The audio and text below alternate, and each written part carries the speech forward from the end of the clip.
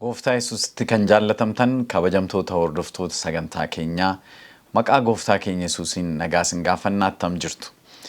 Sagalee Waaqayyoo irraa gidduu kanaa mata duree fiinoo afuufaa jedhuun jalatti sagalee garaagaraa dabarsaa jira. Fiinoo afuufaa jedha. Fiinoon kan afuufamu yookiin fiingeen kan afuufamu wanta atattamaan himamuu qabu. Wanta namni hundumtuu dhaga'uu qabu yommuu himuun barbaadamudha. Nus waldaan Adventistii guyyaa torbaffaa ergaa wangeela bara baraa kana bifa kanaan labsuutiif duula addaarra jirra jechuudha. Har'a mata dureen waliin ilaallu raajii caalu jedha. Raajii caalu. Ximootiyoos lammaffaa boqonnaa 3:15 wajjin dubbisuutiin gara sagalee Waaqayyoo kanaatti dabarra. Ximootiyoos lammaffaa boqonnaa 3:15 irraa sagalee Waaqayyoo akkas jedha. Mucummaa keetii jalqabdee caaffata qulqullaa isa Kiristoos Yesuusitti amanuudhaan akka fayyitutti ogummaa siif kennuu danda'u akka baratte hin beekta. Caaffanni qulqullaa'aan hundinuu geggeessaa hafuura Waaqayyootiin caafame.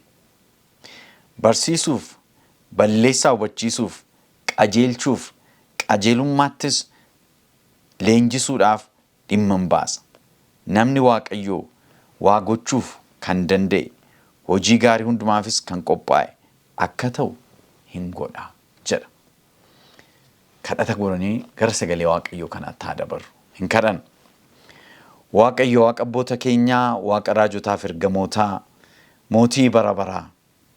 Galanni, ulfinni, jajamuun maqaa keessa jiraataatiif haa ta'u. Yaa Waaqayyo, bara dhumaa kanatti fiingeen akka afuufamu, wangeelli kee akka lallabamu, namoonni gara keetti akka deebi'anii fayyaniif kaayyoo kee waan ta'eef galanni siif haa ta'u.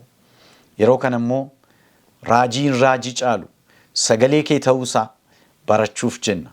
Hafuura kee qulqulluun akka nu barsiiftuuf sin kadhadha. Foonniif dhiigni nutti hin dubbatin. Gooftaa hafuura qulqulluu dhowwaa tokko malee nutti dubbadhu. Sagalee kanarraan kan ka'e namni mootummaa keetti galu akka jiraatuuf jaalala kee haa ta'u. Maqaa Gooftaa Yesuusiin si kadhanna. Ameen. Raajii caalu.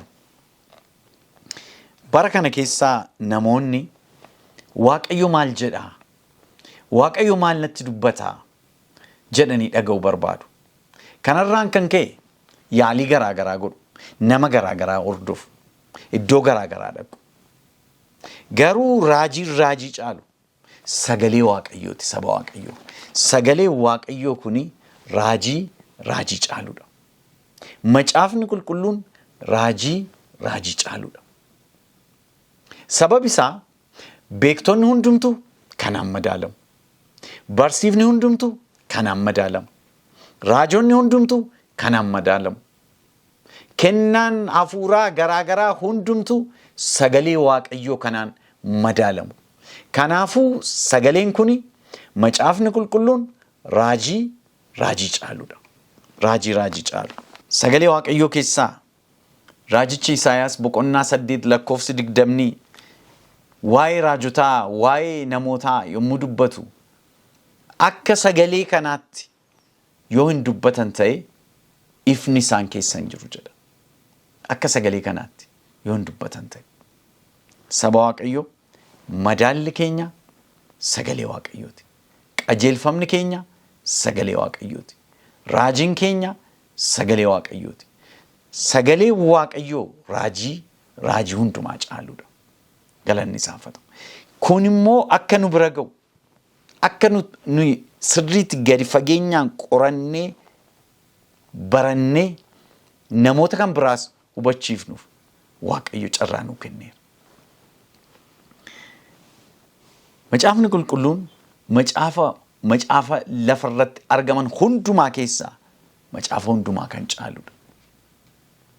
Macaafni qulqulluun adda. Kitaabota biyya lafaarratti barreeffaman hundumaa keessaa adda. Sababiin isaa hafuura Waaqayyootiin akka barreeffame dubbata.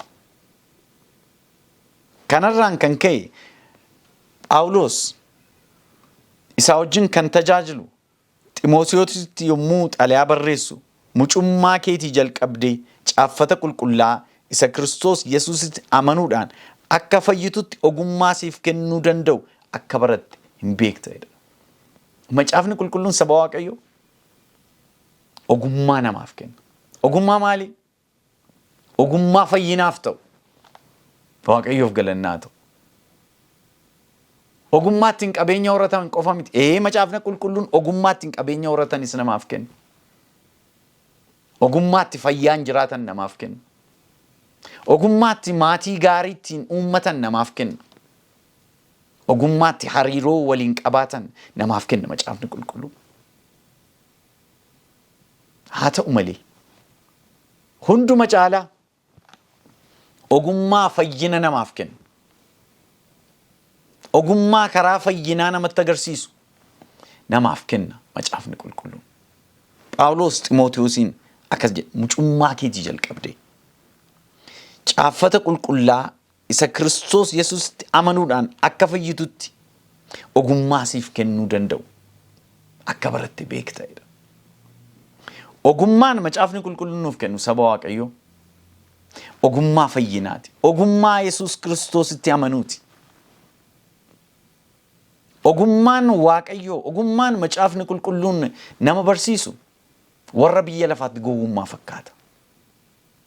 Warra sagalee kana, sagalee Waaqayyoo hafuura qulqulluun geggeeffamee barreeffamuusaa sirriitti hin fudhanneefi ogummaa fakkaata. Kanarraan kan ka'e ogummaa sattiin fayyinatti nama geessu, ogummaa isaa Yesuus Kiristoositti amanuu nama hubachiisu, gara Kiristoos Yesuusitti nama qajeelchu sana hin qaban, hin argatan. Garuu har'a kan isiniin jedhu obboleewwan koo, sagalee Waaqayyoo kuni raajii caaludha. Sagalee Waaqayyoo kuni adeemsa keenya kan qajeelchudha. Sagalee Waaqayyoo kuni fayyinatti kan nama geessudha. Gara fayyisaa keenya Yesuus Kiristoositti kan nu qajeelchudha. Kanaafuu sagalee Waaqayyoo kana xiyyeeffannoo addaatiin, itti dhiyeenya addaatiin, kadhannaa addaatiin qorachuun barbaachisaadha. Rakkoon bara keenyaa maal akka ta'e beektu? Macaafni qulqulluun afaan baay'eetiin hiikameera. Afaan ani amma dubbadhu afaan Oromoos dabalate. Afaan uummanni biyya keenyaa akkasumas uummanni addunyaa kana dhagaan baay'ee isaatiin afaanni macaafni qulqulluun dhiyaateera. Namoonni baay'een gatii guddaatti kaffalanii, namoonni baay'een qarshii isaanii baay'eetti dhangalaasanii sagalee Waaqayyoo kun nama bira akka ga'uuf yaalii guddaa godhaniiru. Ammas har'as yaalii guddaa godhaa jiru. Waldaan kiristaanaas yaalii guddaa gooti. Rakkoon guddaan garuu yeroo kana namoota mudataa jiru tooftaa seexanni itti fayyadamaa jiru. Namoonni sagalee Waaqayyoo kana ergaa Waaqayyoo sagalee kana keessatti isaaniif qabu akka isaan hin beekne haguugee isaan kaa'urra jira. Maaliif isinitti fakkaate? Sagaleen kun maal jedha jedhanii gaafachuu caalaa namoonni har'a abaluu maal jedha? Raajiin abaluu maal jedha? Lallabaan abaluu maal jedha? jedhu. Lallabaa dhaggeeffachuun gaariidha. Nama waa'ee sagalee Waaqayyoo dubbatu dhaggeeffachuun hamaa hin qabu. Garuu sana qofarratti hundaa'anii jiraachuun balaa guddaa qaba. Umurii ofii guutuu daa'ima ta'anii jiraachuu jechuudha. Aannan dhugaa jiraachuu jechuudha. Lafee cabsuu dadhabuu jechuudha. Akka nama ilkaan hin qabne jiraachuu jechuudha. Yeroo hundumaa xuuxxoo hodhuutiif qophaa'uu jechuudha. Yeroo hundumaa namni akka minaan afaan nama kaa'u afaan bananii eeggachuu jechuudha. Akkas ta'uu hin qabu saba Waaqayyo. Waaqayyo karoora inni siif qabu kana miti. Waa'ee Waaqayyo beekuu barbaadda. Waaqayyo garaa keetti dubbatee keessa kee akka jijjiiru barbaadda. Daandii isaa beekuu barbaadda. Iccita isaa beekuu barbaadda. Kana gochuufi sagalee Waaqayyoo kana, sagalee jiraataa kana hojii kooti jettee itti dhiyaattee guyyaa guyyaatti qorachuun barbaachisaadha. Sababiin isaa qajeelfamni fayyinaa kana keessa jira. Karoorri fayyinaa kana keessatti barreeffame. Wanti amma ta'aa jiru maaliif ta'aa akka jiru kun nuu ibsa. Boriif ta'an maal ta'uuf akka jiru sagalee kana nutti hima. Dhumni ilmaan namaa maal akka ta'e sagalee kana nutti hima. Eessaa akka dhufne kan nutti himu sagalee kana. Kan biraan hin jiru saba Waaqayyo. Warri biyya lafaa beektota warra ofiin jedhani nuti kan nuti dhufnee jijjiirama suutaatiini raammoorraa,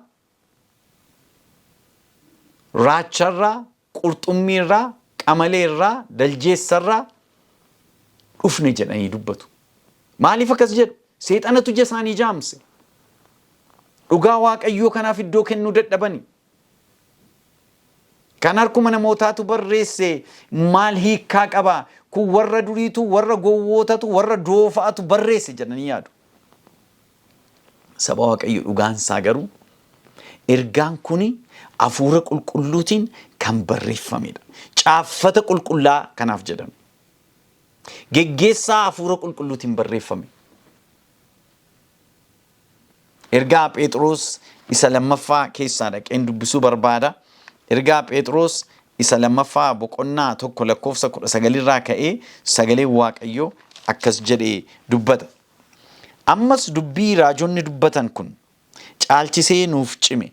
Innis hamma booruun baqaqutti bakkalchi garaa keessan keessaa ibsus hamma ba'utti dubbii kana akka ibsaa iddoo dukkanaatti ibsutti yaadaan duukaa yoo buutan gaarii gochuu keessani. Caalaadhumatti immoo raajiin caaffata qulqullaa akka namni tokko yaada ofii isaatiin kennutti hiikamuun akka hin taane beekuun isinirra jira. Raajii dubbachuun takkaa jaalala namaatiin hin taane.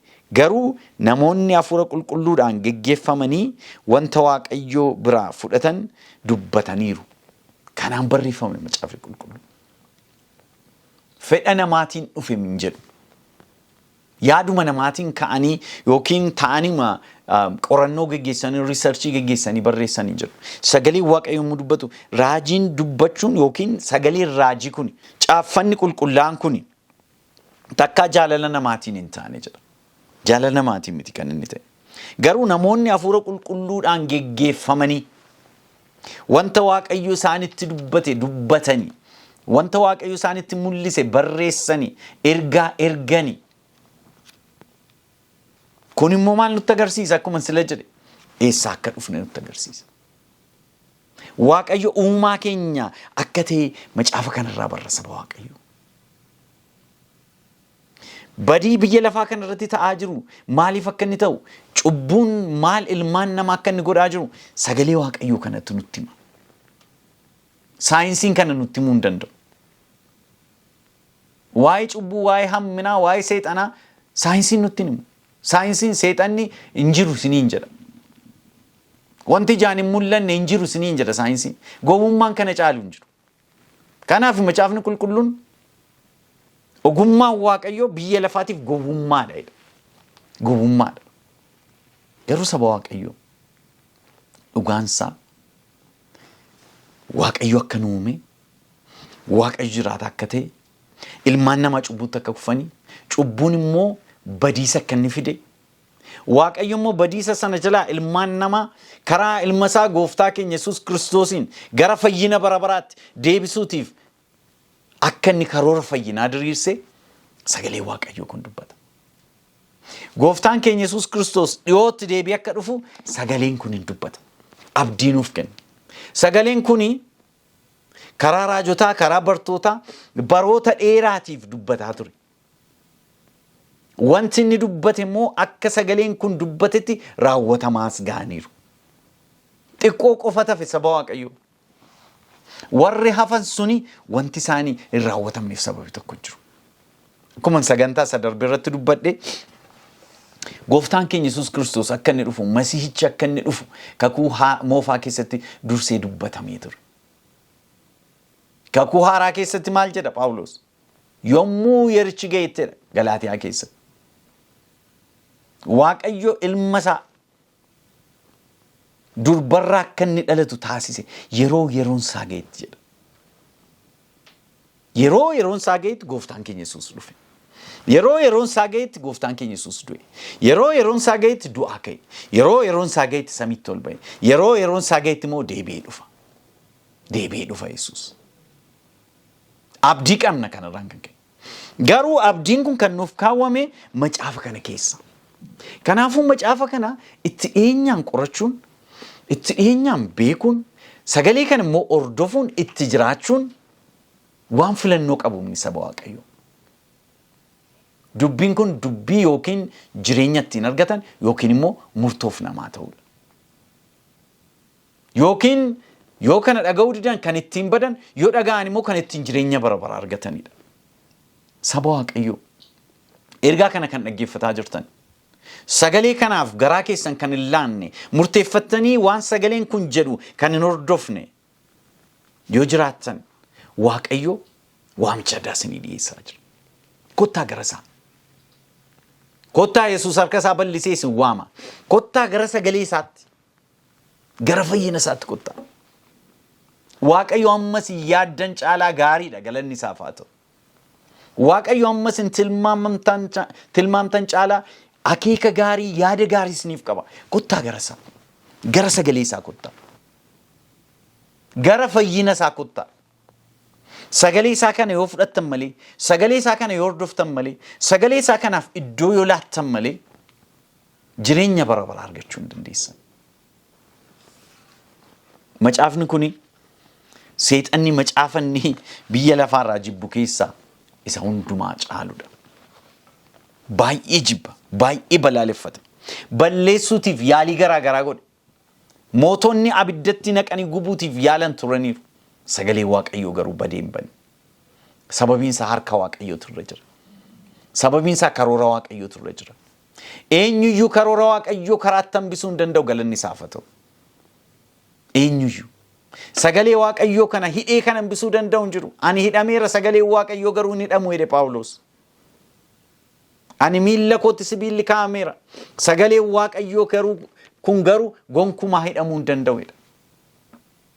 Waaqayyo bara hundumaa keessatti sagaleen isaa darbee akka jiraatu, sagaleen isaa saba isaa bira akka ga'u, sagaleen isaa fayyina ilmaan namaatiif karoora Waaqayyo inni qabu akka inni isaanitti ibsu, akka inni godhu Waaqayyo taasiseera. Isiniif isarra Waaqayyo sagalee kana qaba jechuudha. Kitaaba kana namoonni baay'een jibbaniiru, balaaleffataniiru. Balleessuuf yaalaniiru. Bajeta akka inni baduuf itti ramadaniiru. Namoota balleessan itti ramadaniiru. Sagalee Waaqayyoo garuu baduu hin danda'u. Baduu hin danda'u. Warri kaan immoo sagalee kana baay'ee jaallataniiru. Macaafni kuni biyya lafaarratti macaafa baay'ee jaallatamedhas. Macaafa hunduma caalaa gurguramedha. Macaafa hunduma caalaa dubbifamedha. Macaafa hunduma caalaa harka namootaa keessa seenedha. Macaafa hunduma caalaa bara dheeraa jiraatedha. Macaafni kun saba Waaqayyoo. Macaafa kana namoota biraan ga'uuf jecha namoonni baay'een du'aniiru. Macaafa kana namootatti lallabuuf jecha namoonni baay'een jireenya isaanii dabarsanii kennaniiru. Sababiin isaa ergaan macaafa kana keessa jiru, ergaan sagalee Waaqayyoo keessa jiru, ergaa jireenyaa waan ta'eef, karaa jireenyaa waan ta'eef, dhugaa waan ta'eef, dhugaan barbaadda obboleessa ko, obboleettii ko dhugaan barbaadda. Dhugaan sagalee Waaqayyoo kana keessatti argama. Sagalee Waaqayyoo kanaaf dursa kenni. Tarii mana kee keessaa sadii afur qabaachuu dandeessa macaafa kana. Tarii annan fudhadhe nama na jechuu dandeessa. Kana miti kan nama fayyisu. Mana kee keessaa kumamaan qabaanne isa mini kan si fayyisu. Guyyaa guyyaatti sagalee kanarraa nyaachuu qabda. Akkuma utuu nyaatiin hin oolle, akkuma utuu nyaatiin hin bulle, sagalee kanarraa utuu nyaatiin utuu hin dhugin buluun qabdu. Sababiin isaa sagaleen kuni jireenya hafuuraa kee soora. Sagaleen kuni cubbuun maal akka ta'e sitti agarsiisa. Sagaleen kuni ifa siif kenna. Sagaleen kuni gara Yesuusitti harka qabee si geessa. Sagaleen kuni jireenya bara baraa si qo'achiisa. Sagalee kanaan jiraachuu jechuun, sagalee kana qabaachuu jechuun Waaqayyotti harka kennanii waan sagaleen kun jedhuun qajeelfamanii jiraachuu jechuudha. Guyyaa guyyaatti sagalee kana dubbisuu jechuudha. Guyyaa guyyaatti qajeelfama hafuura qulqulluutiin sagalee kana qo'achuu jechuudha. Saba Waaqayyo. Meetii gati jabeessa keessa jira. Warqee gati jabeessa keessa jira. Jireenya bara baraatu keessa jira.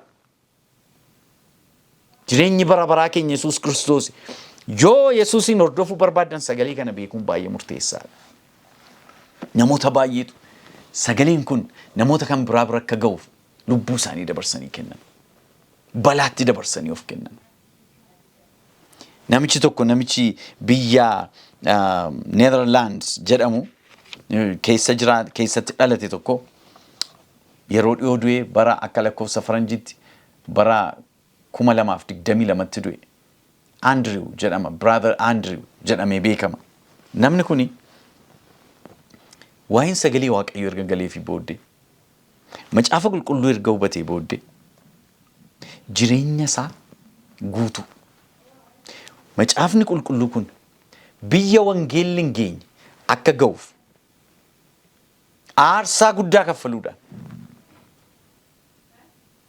dhoksee macaafa qulqulluu fuudhee biyyoota garaagaraa keessa biyya kiristaanummaan itti eeyyamamne biyya macaafa qulqulluu baatanii yoo argaman ajjeefaman biyya meeqatti geesse namichi kun. Aarsaa guddaa kaffale. Gatii guddaa baase. Gaaf tokko jedha namichi kun. Andrew nami jedhamu kun. Biyyi Yugoslaaviyaa kooministii jalatti akka isheen kufte. Wangeelli biyya sanatti fudhatama akka hin qabne yommuu beeke. Namni macaafa kana baatee argames balaa guddaa keessa akka inni bu'u utuma beeku konkolaataa xiqqoo qaba. Volkswagen konkolaataa jedhamtu. Ishee keessa kitaaba isaa, kitaaba qulqulluu afaan biyya sanaatiin barbaadee bitee qopheessee konkolaataa sana keessa shaanxaa isaa keessa naqee fudhatee ka'e. Yommuu daangaa biyya isaatii bahee biyya sanatti seenu warri loltoonni cheekii godhan yookiin sakatta'anii ilaalan paaspoortii kee fidittiin jedhan waraqaa eenyummaa isaa paaspoortii isaa fuudhee itti kenna. Eessa dhaqaa jirta? Biyya keessaniin seenuu barbaada. Maal fa'aa baattee jirta? Mi'uma garaagaraan baadhee jira. Inni tokko jedha karaa gabbinaa dhufee paaspoortii koon harkaa fuudhee ilaala jedhe. Inni tokko immoo konkolaataa koo duuba ishee banee mee shaanxaa kana gabbuusinaan jedheedha. Ani garuu kadhannaan jalqabeedha. Durumayyuu kadhataan tureedha. Gooftaa Yesuus ati yommuu biyya lafaa kanarra turte ija warra jaamanii baay'ee banteetta. Jaamonni baay'een arganiiru. Amma garuu faallaa sana akka hojjettu barbaada. Sin kadhadha gooftaa. Ija argan kana akka isaan hin argine godhin jedhee. Kadhannaan kadhadha. Ijoota argan kana akka isaan hin argine naa taasisi. Shaanxaa kana gabbuusi yommuu inni ittiin jedhu tole gooftaa koo jedheen gadi hin buusee. Bani naan jedheen nan banee. Kafanni kiyya yookiin wayyaan koo tokko tokko achirra jira jedhe. Lamaan sadan tokko irraa fuudhee. Ani garuu garaa kootti baay'iseen gadhadhe. Isa shaantaa koo sakatta'u sana dhiiseen ani loltuu isa kan biraatti hin galagalee. Bokkaan roobeen beeku gidduun akka goguuti barbaadaa biyyuun jedheen gaafachuutti ga'edha. Gidduun baay'ee roobaa hin jiru. Biyya keenya garuu baay'ee rooba, naannoon dhufee garuu baay'ee rooba. Rabbuma kadhachuu qabna akka bokkaan sirriitti nuuf roobuuf jedheen isa sanatti haasaan ho'ise jedhe. Galagalee ilaaluun sodaadhe maaliif kitaabicha argateera yoona macaaficha argeera namichi inni sun jedheen sodaataan ilaalan turedha. Inni ilaalleedha. Booddee garuu gaafa inni turu maal godhaa irra jedheen suuta jedheen akkas inni ilaaledha. Edaanni ol jedhee oduu koo dhaggeeffata. Waaqayyoon galateeffadhee kadhannaa kottan bufeedha. Waaqayyo ijoota argan kana amman darbutti akka isaan hin argine godhi. Jaamsi amman darbutti hin jedhee waaqayyoon kadhadheedha. Ichi booddee namichi jala maaltu jira namoota xixiqqoo tokko jira meeshaalee makoo tokko jira innaan. Akkan sitti agarsiisu barbaaddaa innaan dhiisi arguun barbaadu cufadhu deebisii naan jedhanii na dabarsanidha. Waaqayyoof galannaa ta'u. Utuu qabamee waggaa baay'ee hidhama ture yeroo sana. Garuu sagalee waaqayyoo kuni namoota bira ga'uu qaba jedhee waan amanuuf namni kuni gatii guddaa gaffale saba waaqayyoo. Namoonni macaafni qulqulluun waan isaan harkatti argameef qofaaf ajjeefaman baay'ee jiru. Har'a garuu namoonni carraa macaafa qulqulluu kana dubbisuutuu qabanii mana isaanii keessatti awwaarri irra guutee macaafa 2, 3, 4, 5 mana isaanii keessa kan kaa'anii ofumaa deddeebi'an baay'ee jiru. Gatii guddaatti itti kaffalamee ergaan kun si bira ga'e obboleessa ko. Gatii guddaatti itti kaffalamee ergaan kun si bira ga'e obboleettii ko. Ergaa sagalee waaqayyoo kana raajii caalu kana gadi fageenyaan qorachuun keenya beekuun keenya baay'ee barbaachisaadha. Namoonni baay'een ergaa kana afaan hubatamuu danda'utti afaan uummanni garaagaraa beekanitti hiikuutiif aarsaa guddaa kaffalaniiru. Bara jaarraa giddu galee isa jedhamu Middle Ages isa jedhamu keessa biyya Awurooppaatti macaafa qulqulluu afaan uummataatiin dubbisuun hin danda'amu ture. Dhorkaa ture.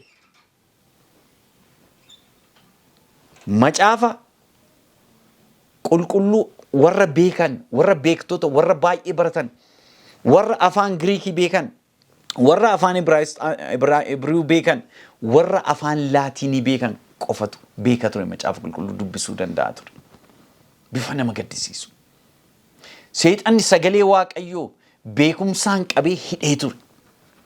Waldaan bara sana keessa turte immoo namoonni dhugaa akka hin beekneef to'achuutiin namoonni macaafa qulqulluu akka hin dubbifne hiitee turte.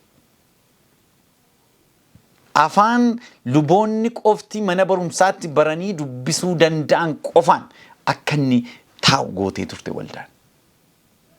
Haa ta'u iyyuu malee biyya Ingiliz keessatti macaafni qulqulluun yeroo jalqabaatiif afaan Ingilizitti akka hiikamuuf namni barumsa gaarii qabu University Oxford jedhamu keessatti namni bare John Wycliffe namni jedhamu macaafa qulqulluu afaan Ingiliffatti hiikuu jalqabe. Akkasumas wantoonni bara sana keessa ta'aa turan waldaan wanta isheen bara sana keessa godhaa turte akka sagalee waaqayyoo kanaatti sirrii miti jedhee dubbachuu jalqabe. Kanarraan kan ka'e yeroo garaagaraa gara yeroo 5 himatni irratti baname. Garuu waaqayyo isa gargaara. Wangeela lallabuutti fufe afaan uummataatiin. Namoota afaan uummanni sun dhaga'uun afaan Ingiliziitiin wangeela lallabanii dargaggoota qindeessee gadhiise. Lollards warra jedhaman wangeelli akka uummata bira ga'uuf. Booddee afaan Ingiliziitiin wangeela hiike. Jaarraa 14ffaa keessa. Guutummaadhumatti waldaan barsiisa ishee haaressuutiif yaalii guddaa godhe. Bara sana keessa saba waaqayyoo manni maxxansaa hin jiru. Kompiitarri hin jiru. Harkaan barreeffama ture. Harkaan hiika ture. Harkaan barreessee sirriitti erga qajeelchanii booddee namootatti hira ture. Hammuma qopheesse. ummata biraan gaa sagalee waaqayyoo kana jedhe. Kun yeroo dheeraa fudhata saba waaqayyo. Kun aarsaa guddaa nama kaffalchiisa. Garuu maal jedhe? Namoonni keenya sabni biyya lafa afaan hubachuu danda'u waaqayyo akka isaan sagalee isaa dhagaan barbaada. Kanaaf immoo ani meeshaan ta'a. Waaqayyo na gargaareedhe kadhannaa guddaatiin macaafa qulqulluu afaan Ingiliziitti John Wycliffe. Printing pressing yookiin immoo macaafa maxxansuun kan dhufe jaarraa 15ffaa keessa. Gara bara 1447 naannoo sana Johannes Gutenberg nama jedhamuun biyya Jarmanitti yeroo jalqabaatiif waa maxxansanii baasuun kan jalqabame. John Wycliffe garuu nama bara sana dura ture saba waaqayyo harka isaatiin barreessaa ture. Wangeelli fayyinaa kun nama bira akka ga'uutiif yaalii guddaa godhe. Erga inni du'ee booddee namni kun macaafa kana afaan Ingiliziitti waan hiikeef gantuudha jedhamee barumsa sobaa barsiisa jedhamee mormituu waldaati jedhamee labsiin ba'e waldaati. Kan inni du'e bara 1428 dura. Garuu erga inni du'e booddee bara 1428 lafeensaa lafannitti awwaalamee dhaqanii baasanii gubanii daaraa lafeesaatii bishaan irratti firfirsan. Lafeesaa qofa mini kitaabota inni hiike baay'ee isaa funaananii lafa argame hundumaa funaananii gubani. Sagalee waaqayyoo dhaabuu danda'aniiru garuu gonkumaa hin dandeenye. Raajiin raajii dhaabu sun caalu suni dhaabachuu hin danda'u. Waaqayyo darbee akka inni lallabamu taasise.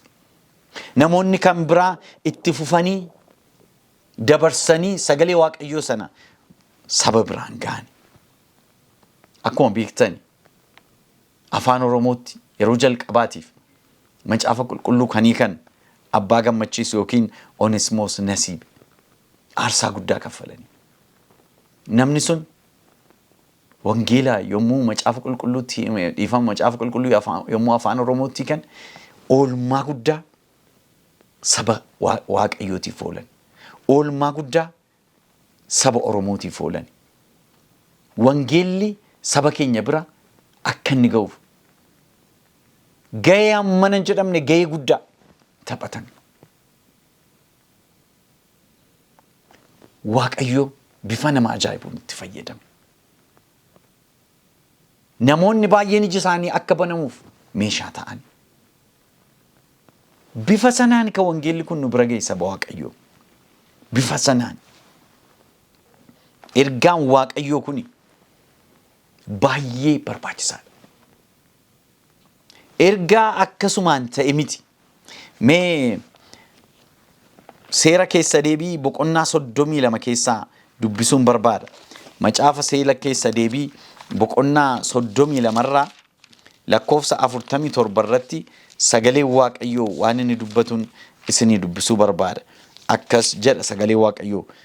Seera keessa deebii boqonnaa 32 lakkoofsa 47 irraa. Dubbichi jireenya keessanii malee dubbii isiniif waa'ee hin baafne miti. Dubbichaanis biyya isa Yordaanosiin ceetanii qabachuudhaaf jirtan sana keessa bara dheeraa hin jiraattu jedhe. Museetu ijoollee Israa'eliin akkas jedha. Dubbiin waaqayyoo, dubbii ani har'a isinitti dubbadhu kun, dubbii ani isinitti beeksisu kun, ergaa waaqayyo isiniif erge kun, ergaan raajii macaafa kana keessatti isiniif kenname kun, dubbii waa'ee hin baafne utuu hin taane dubbichi jireenya keessanii jedha. Yookiin sagaleen kuni jireenya keessanii jedha. Saba waaqayyoo macaafni qulqulluun jireenya keenya. Dubbiin waaqayyoo as keessa kaa'e kun dubbii jireenyaati. Dubbii jireenya keenya. Dubbii dhugaaf dharattiin adda baaftan. Dubbii garamitti akka deemuu qabdan isinitti agarsiisu. Dubbii badiisaaf jireenya adda baasee isinitti mul'isudha. Dubbiin kun dubbii jireenyaati malee dubbii isiniif waa'ee hin baafne miti. Biyyicha isatti galuuf jettan keessa jiraachuu yoo barbaaddan, turuu yoo barbaaddan, dubbii kana sirriitti hordofuun keessan barbaachisaadha sagalee Waaqayyo. Dubbii kana hordofuun keessan barbaachisaadha. Sababiin isaa dubbiin kun gara Waaqayyootti nu geessa. Waaqayyo immoo jireenya keenya. Asuma macaafa keessa deebii boqonnaa 30 irratti immoo lakkoofsa 15 irraa sagalee Waaqayyoo waan inni jedhuun isinii dubbisuu barbaada. Seera keessa deebii boqonnaa 30 lakkoofsa 15 irraa akkas jedha sagalee Waaqayyoo. Lakkoofsa 14 jalqaba. Dubbichi baay'ee isinitti dhiyoodha. Isin akka isa eegdaniif afaan keessan keessa garaa keessan keessas jira. Ilaa ani har'a wanta gaarii fi jireenya, wanta hamaa fi du'a isin dura kaa'eera. Waaqayyoon gooftaa keessan yoo jaallattaniif karaa isaarra yoo adeemtan abboommi isaas seerrata isaa wanta qajeelaa ta'es isa inni har'a isin abboomu kana yoo eegdan hin jiraattu. Inni hin baay'attus. Waaqayyo gooftaan keessan biyya sanitti galtanii qabachuuf jirtan sana keessattis isin hin eebbisa jedha. Yoo sagalee kana dhageessanii hordoftani, dubbii kana yoo hordoftani jireenya argattu. Waaqayyo gooftaa keessan isatti yoo maxxantan sababiin isaa inni isiniif jireenya keessan jedha. Lakkoofsa 20 irraa gabbuun yoo dubbifanne Waaqayyoon gooftaa keessan jaalladhaa sagalee isaas dhaga'aa jedha. Waaqayyoon jaallachuu jechuun sagalee isaa dhaga'uudha. Waaqayyoon hordofuu jechuun akka sagalee isaatti jiraachuudha saba Waaqayyoo. Macaafa qulqulluu jaallachuudha. Macaafa qulqulluu jaallachuu jechuun maal jechuudha? Qorachuu jechuudha. Taa'anii wajjin yeroo dabarsuu jechuudha. Sana qofa miti akka sagalee isaattis jiraachuutiif of kennuu jechuudha. Waaqayyoon jaalladhaa sagalee isaas dhaga'aa. Isattis maxxanaa inni jireenya keessan waan ta'eef biyya inni abboota keessan Abrahaamiif, Yisihaaqiif, Yaaqoobiifis kennuudhaaf abdachiise keessatti bara dheeraa isiniif hin kennaa jedhe. Kanaafuu Waaqayyoon maal godhaa? Jaalladhaa. Sagalee isaas dhaga'aa. Akkamittiin Waaqayyoon dhaga'uu dandeenya? Akkamittiin Waaqayyoon jaallachuu dandeenya? Isatti maxxanaa jedha. Akkamittiin Waaqayyotti maxxanuu dandeenya? Sagalee isaa kana jabeessinee cichinee yoo qabanneedha. Akka sagalee isaa kanatti yoo deddeebineedha saba Waaqayyoo. Akka sagalee isaatti yoo deddeebineedha. Kanaaf sagaleen kun jireenya keeti malee jireenya siif kenna malee sagalee waa hin baafne miti kan inni jedhuuf. Sagalee waa hin baafne miti. Gooftaan keenya Yesuus Kiristoos wangeelaa Yohaannis boqonnaa 17 lakkoofsa 17 irratti sagaleen kee dhugaadha. Dhugaa keetiin isaan qulleessi. Sagaleen kee immoo dhugaadha. Qullaa'uu barbaanne yoo ta'e, amala Waaqayyo barbaadu qabaachuu barbaanne yoo ta'e, amala warra fayyanii jiraachuu barbaanne yoo ta'e, sagalee Waaqayyo, sagaleen kee dhugaadha. Sagalee keetiin isaan qajeelchi, sagalee keetiin isaan qulleessi jedhee gooftaan keenya Yesuus Kiristoos abbaa isaa kadhate. Gooftaan Yesuus yommuu dubbatu sagalee kana dhaga'ee kan hojiirra oolchuu jedhe. Sagalee kana dhaga'ee kan ittiin jiraatu akka nama mana isaa kattaa irratti ijaarratuuti jedhe. Wangeela Luqaas boqonnaa 6 lakkoofsa 47-49 yoo dubbifattan hin argattu. Akkasumas wangeela Maatewos keessas jira seenaan kun. Gooftaan Yesuus sagaleen dubbadhu kana sagalee koo kana namni dhaga'ee ittiin jiraatu. Namni hojiitti hiiku. Namni qajeelfama jireenya isaa sagalee koo kana godhatee jedhe nama mana isaa kattaan sochoon irratti ijaarratudha. Bokkaan hin roobe, lolaan hin bubbise, qilleensi hin qilleense. Rukuttaa hamaas isa rukute garuu kattaa irratti waan hundeeffameef manni sun waan tokkoyyuu hin taane jedha. Waan tokkoyyuu hin taane. garuu namni sagalee koo kana dhaga'ee ittiin jiraanne namni sagalee koo kana dhaga'ee hojiitti hin jijjiirre jedhe gooftaan Yesuus. Akka nama sagalee akka nama mana isaa cirracha irratti ijaarratuuti jedhe. Bokkaanitti roobee qilleensitti qilleensa'ee lolaanitti bubbisee rukuttaa hamaas isa rukutee kufaatii hamaas kufe jedha. Kufaatii hamaan kufe. Saba Waaqayyoo akka sagalee kanaatti akka jiraannuuf ayyaanni Waaqayyoo nuuf haa baay'atu. Kufaatii irraa ooluu barbaaddu, qaanii irraa ooluu barbaaddu, badiisa irraa ooluu barbaaddu. Sagalee kanatti cichaa. Sagalee kana nyaadhaa. Sagalee kana dubbisaa. Sagalee kanaaf yeroo kennaa. Waaqayyo karaa sagalee kanaa isinitti dubbata. Sababiin isaa hundumaa kan caalu raajiin raajii caalu sagalee Waaqayyoo kanadha. Raajonni hundumaa kanaan madaalamu. Raajii abaluu caala sagalee Waaqayyoo maal jedha jennee haa qophoofnu. Sababiin isaa gooftaan Yesuus dhiyootti deebi'ee dhufa waan ta'eef akka sagalee kanaatti haa jiraannu. Kan akka goonuuf immoo ayyaanni Waaqayyoo nuuf haa baay'atu. Gooftaan Yesuus bakka jirtan hundumaatti isin haa eebbisu. Sagalee isaatti yeroo hundumaa jiraadhaa. Eebbifamaa.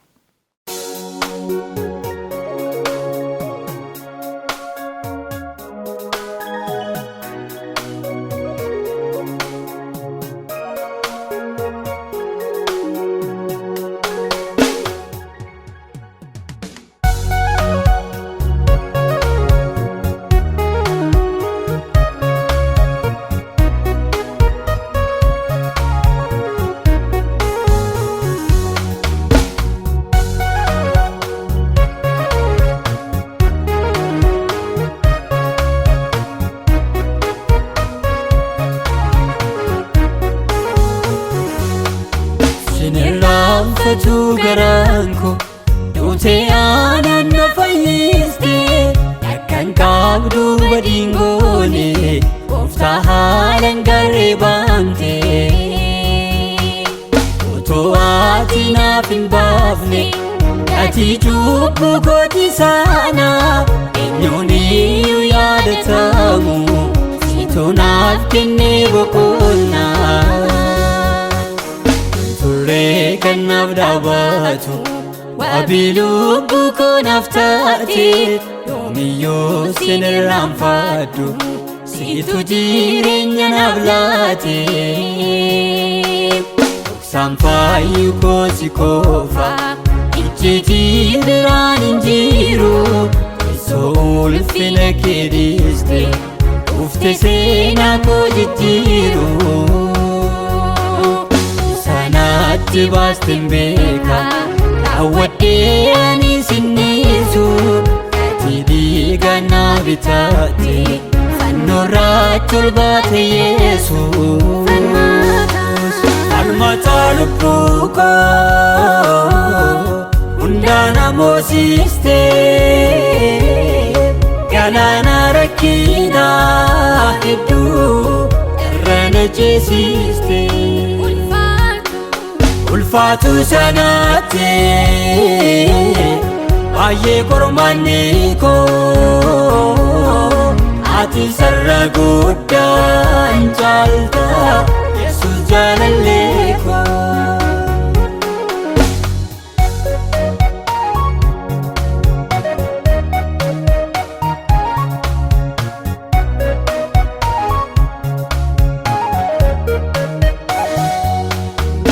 Ankoto situlfatu harkake abbatul kabde fayina ko mirkanesu tofodan gaggadugde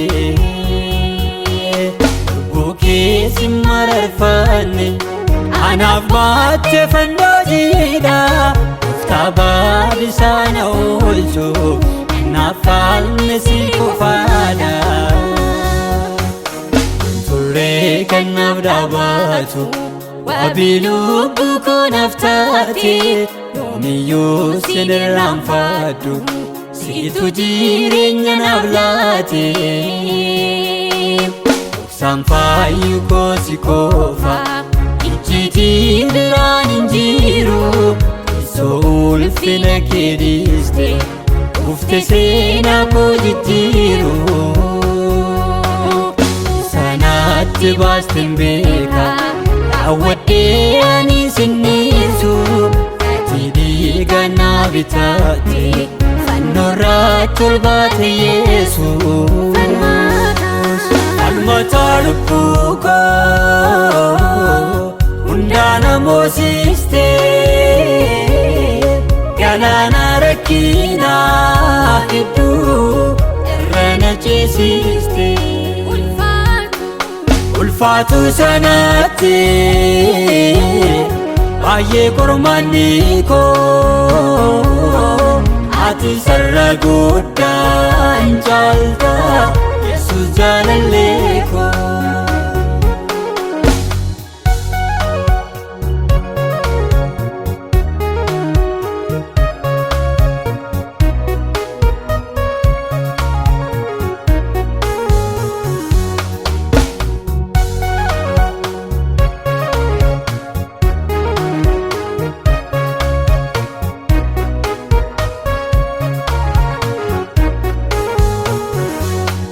namarraa furmaata dhaabus anaaf hiikteetta hibboo koo michuu namaa naaf taate boqochiisteetta lubbuu koo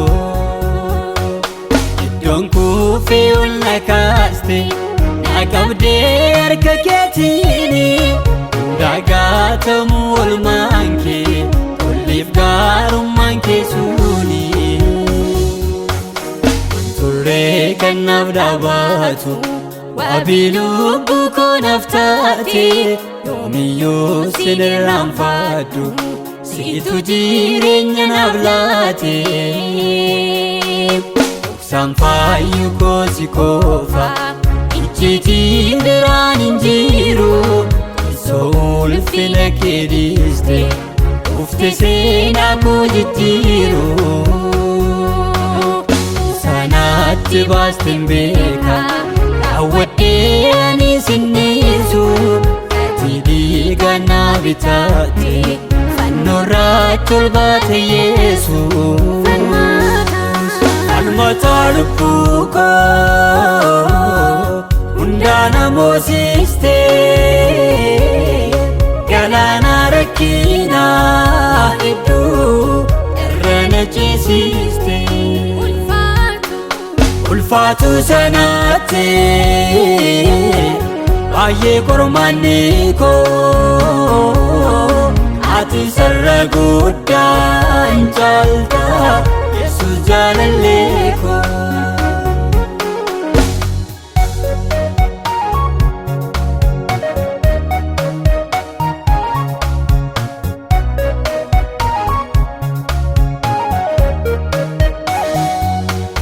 jaalala dhugaanaaf qabdam haalotaan hin gaangeffamu moofaa baarsaan irraa baaste maqaan kee naaf ajajamu gatamus bowwaa duwwaatti dukkanaa koo naaf ibsite eeboo gaaraa kooti beekta daliilaa naaf dhangalaaste kan naaf dhaabatu wabii lubbuu koo naaf taate yoomiyyuu sin irraanfadhu siitu jireenya naaf laate dhoksaan faayyuu koo si qofa icciitiin biraan hin jiru osoo ulfina kee dhiiste ufte seenaa koo jijjiiru sanatti baasteen beeka raawwadhee ani sinniisu ati dhiiga naa bitaate fannoorratti ol baate Yesuus falmata lubbuu koo hundaana moosiste galaana rakkinaa hedduu irra na ceesiste ulfaatu sanatti baay'ee qormaanni koo ati sarara guddaan caalta Yesus jaalallee koo.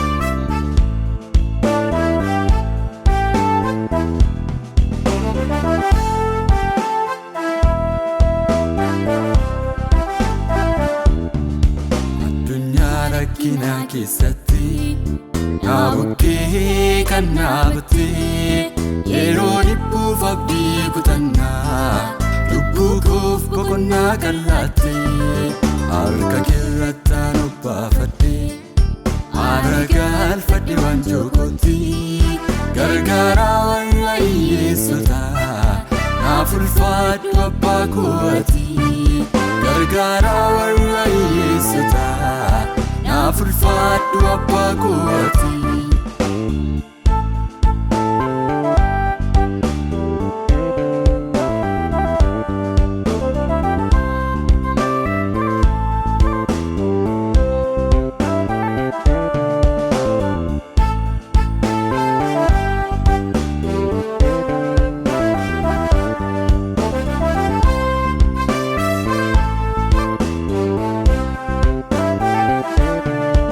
Akka keetaa saa'iin argadhu fiira afaanti korraa barbaade aan irratti tasaan hojjenne kan dinni koon irratti yaade harka kee qabadhee darbeera boolla awwaala koof naaf gootame maaltu ittiin gituu danda'a gochaa keen wal bira qabame.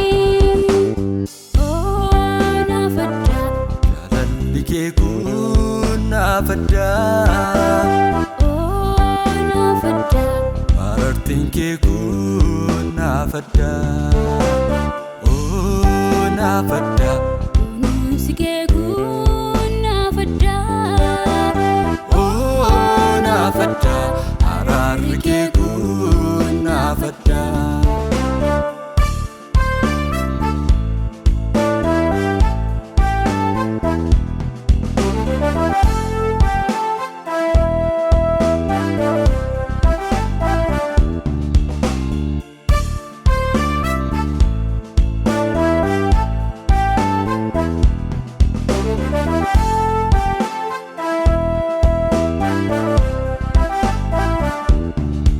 Waraansi anatti baay'atee lubbuun koo yemmutti wargamtee bitaa mirgarraa mil'adhee tarkaanfachuuf haalli ulfaatee taa'ee mimmaan koo lolaasaa furmaataan ofiif kennuu dhabee dukkana koo sana keessatti harki kee dhufee na qaqqabee.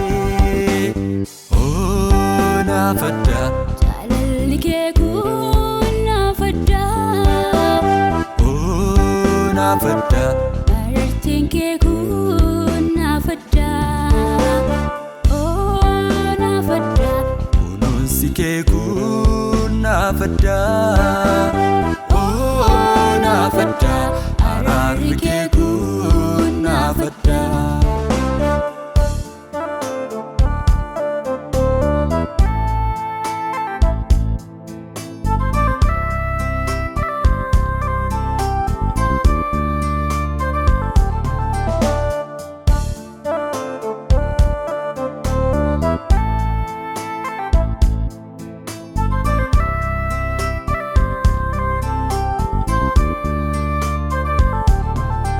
Haara galfii guddaanaaf laattee Cubbuku fanarraan fagaanni Jaalala gaabbee naaf qabaatte Qaanumaaniyuun tilmaamamne Si duwwaadha gaafa hundumaa Furmaataaf kan na biraa ga'u Madaalee ilaalee nan dhabee Eenyu kaan amma keenaaf ga'u